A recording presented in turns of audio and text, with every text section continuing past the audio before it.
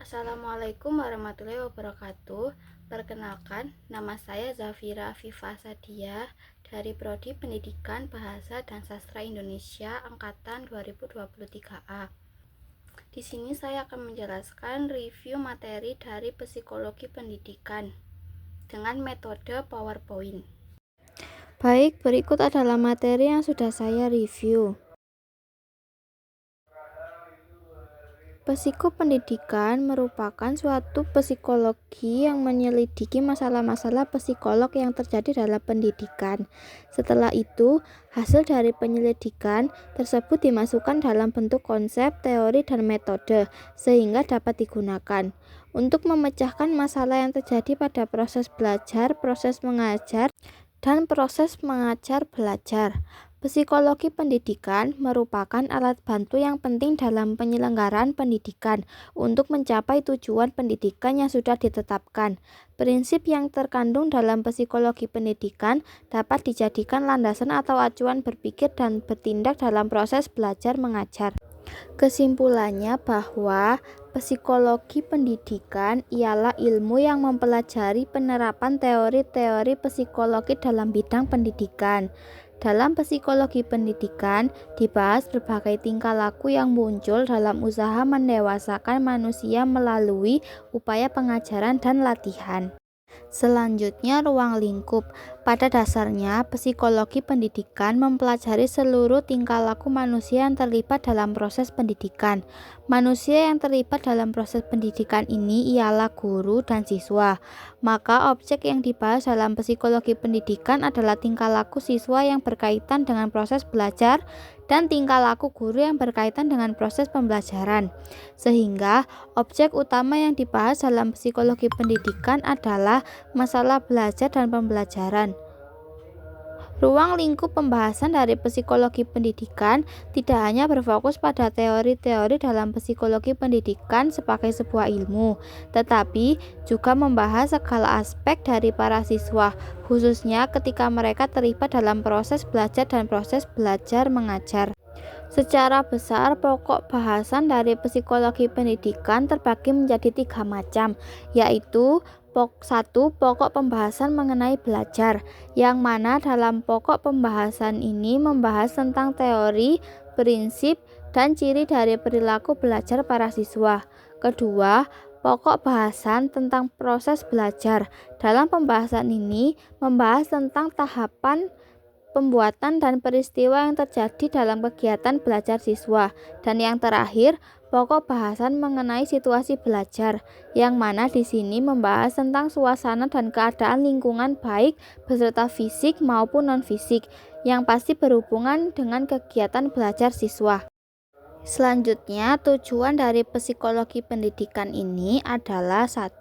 Memberikan rekomendasi mengenai lapangan studinya, yaitu eksintesi psikologi pendidikan sebagai bagian dari psikologi. 2. Membahas masalah-masalah yang terdapat dalam lapangan yang ditelusuri psikologi pendidikan, hakikat pendidikan, dan psikologi pendidikan, proses dan teori belajar, proses pembelajaran, kurikulum, profesionalitas guru, kemampuan utama yang diperlukan dalam belajar, kreativitas dan kebakatan, taksonomi kognisi dan afeksi sebagai dasar acuan dalam evaluasi. Yang ketiga, meneliti faktor manusia dalam proses pendidikan dan pengajaran, mempelajari interaksi pendidik dan peserta didik dalam situasi belajar mengajar, makhluk individu dan makhluk sosial. Selain itu, tujuan psikologi pendidikan mengembangkan metode pembelajaran yang sesuai dengan kondisi peserta didik sekolah, memaksimalkan pembelajaran sebagai upaya untuk mencapai tujuan pendidikan nasional, memperkokoh sistem pendidikan dengan memaksimalkan SDM di dalamnya, kemudian membantu peserta didik mengembangkan potensi di dalam diri, memahami berbagai perubahan perilaku peserta didik di sekolah. Manfaat mempelajari psikologi pendidikan bagi pendidik maupun calon pendidik dapat dibagi menjadi 2 aspek. Yang pertama, untuk mempelajari situasi dalam proses pembelajaran. Psikologi pendidikan memberikan banyak kontribusi kepada pendidik dan calon pendidik untuk meningkatkan efisiensi proses pembelajaran pada kondisi yang berbeda-beda. Seperti di bawah ini. A. Memahami perbedaan individu peserta didik. Seorang pendidik harus berhadapan dengan sekelompok siswa di dalam kelas dengan hati-hati karena karakteristik masing-masing siswa berbeda-beda. Oleh karena itu, sangat penting untuk memahami perbedaan karakteristik siswa tersebut pada berbagai tingkat pertumbuhan dan perkembangan, guna menciptakan proses pembelajaran yang efektif dan efisien. B. Penciptaan iklim belajar yang kondusif di dalam kelas. Pemahaman yang baik tentang ruang kelas yang digunakan dalam proses pembelajaran sangat membantu pendidik untuk menyampaikan materi kepada siswa secara efektif. Iklim pembelajaran yang kondusif harus bisa diciptakan oleh pendidik sehingga proses belajar mengajar bisa berjalan efektif. Yang kedua, untuk penerapan prinsip-prinsip belajar mengajar. Tujuan pembelajaran mengacu pada perubahan perilaku yang dialami siswa setelah dilaksanakannya proses pembelajaran. Psikologi pendidikan membantu pendidik dalam menentukan bentuk perubahan perilaku yang dikehendaki sebagai tujuan pembelajaran. Penggunaan media pembelajaran. Pengetahuan tentang psikologi pendidikan diperlukan pendidik untuk merencanakan dengan tepat media pembelajaran yang akan digunakan. Misalnya, penggunaan media audio visual sehingga dapat memberikan gambaran nyata kepada peserta didik. Selanjutnya, penyusunan jadwal pelajaran. Jadwal pelajaran harus disusun berdasarkan kondisi psikologi peserta didik.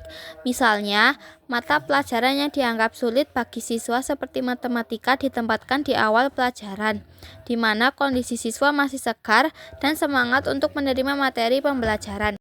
Pada umumnya, para ahli psikologi pendidikan melakukan penelitian psikologi di bidang kependidikan dengan memanfaatkan beberapa metode penelitian seperti eksperimen, kuesioner, studi khusus, penyelidikan klinis, dan observasi naturalistik.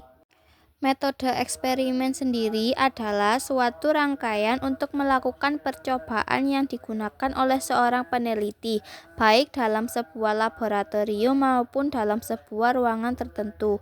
Untuk teknis pelaksanaannya menyesuaikan dengan data yang akan diangkat. Contohnya, data mengenai aktivitas siswa saat belajar. Mode kuesioner atau bisa disebut mode surat menyurat disebut surat menyurat karena dilakukan dengan sistem penyebaran dan pengembaliannya melalui jasa pos. Namun sebelum kuesioner disebarkan atau dikirimkan kepada responder, seorang peneliti psikologi pendidikan akan melakukan uji coba terlebih dahulu, yaitu dengan cara kuesioner akan dibagikan kepada orang-orang dengan tujuan untuk memastikan pertanyaan yang terdapat dalam kuesioner itu cukup dan jelas relevan untuk dijawab. Metode studi khusus merupakan suatu metode yang digunakan seseorang peneliti psikologi pendidikan untuk memperoleh gambaran mengenai aspek psikologi seorang siswa. Metode ini dipakai peneliti untuk melakukan penyelidik dengan memanfaatkan fakta-fakta sebagai alat pengumpulan data. Metode penyelidikan klinis ini hanya digunakan untuk menyelidiki anak maupun siswa yang mengalami penyimpangan psikologi atau penyimpangan perilaku. Dalam penggunaannya, peneliti bisa menyediakan benda, memberi tugas, dan pertanyaan yang bisa dikerjakan secara bebas dan kehendak anak tersebut. Adapun penggunaan metode penyidikan klinis ini untuk mengetahui sebab timbulnya perilaku ketidaknormalan seorang siswa. Setelah mengetahui faktor penyebab itu, peneliti harus berupaya mendapatkan cara tepat untuk mengatasi penyimpangan tersebut. Dan yang terakhir, metode observasi naturalistik. Metode ini merupakan suatu usaha yang dilakukan secara alamiah. Metode ini digunakan oleh psikologi perkembangan, psikologi kognitif, dan psikologi pendidikan. Metode ini digunakan untuk kepentingan penelitian psikologi pendidikan untuk seorang peneliti, namun harus melalui perantara dari guru dan disalurkan lewat kegiatan belajar mengajar. Yang terakhir, peranan psikologi perkembangan dalam pendidikan. Psikologi perkembangan merupakan cabang ilmu psikologi yang mempelajari mengenai perkembangan atau kemunduran gejala jiwa seseorang mulai dari sebelum dilahirkan hingga dewasa. Terdapat 3 fase perkembangan yang digunakan Oswald Crouch dalam ciri-ciri psikologi yang berupa thoughts atau sifat keras kepala yang dimiliki seorang anak. 3 fase tersebut yaitu fase anak awal yang memiliki rentan umur 0-3 tahun, fase keserasian sekolah antara umur 3-13 tahun, dan fase kematangan yakni umur 13 sampai dengan 21 tahun. Pada fase kedua ini merupakan fase di mana seseorang sedang berada pada masa pendidikan. Dalam fase kedua, seseorang anak akan mengalami fase thoughts kedua, yang mana anak mulai suka membantah, menentang, dan trauma kepada orang lain, dan juga terhadap orang tua. Kemudian anak akan masuk pada fase ketiga. Di fase ini, anak mulai menyadari kekurangan dan kelebihannya.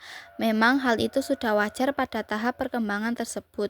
Namun perlu pendekatan-pendekatan yang tepat agar kebiasaan seperti itu tidak menjadi sebuah karakter pada seseorang yang bisa terbawa sampai hal dia dewasa. Hal tersebutlah makanya penting memahami psikologi perkembangan bagi seorang pendidik.